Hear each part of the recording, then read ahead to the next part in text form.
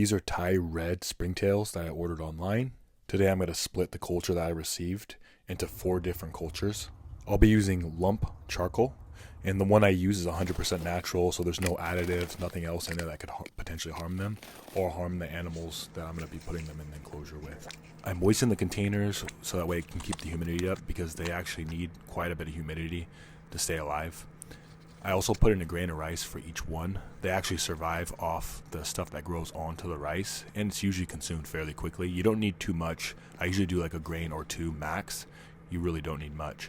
You can see them moving around down there. They're super red against the charcoal. Beautiful little springtails, some of my favorites. At first I tried to peel them off the moss. I mean, typically springtails are jumpy. This species isn't very jumpy, which you'll soon realize. They're very slow moving. And that didn't work out well. So what I did was I just took the moss itself and split it into the 4 cultures. And I'll just kind of let it take off. I mean, they reproduce pretty fast. I should have more in maybe 2 weeks or so. I just love their color. They're very red. You can see them kind of moving along the lump charcoal. But they thrive in high humidity with damp substrate. And when I say damp, I mean damp. You don't have to flood the whole thing. Sometimes I see people's cultures and they're completely flooded. Like, that's not really necessary. The ideal temp for these guys would be 70 to 80 degrees. I'd say the safe range would be around 65 to 85.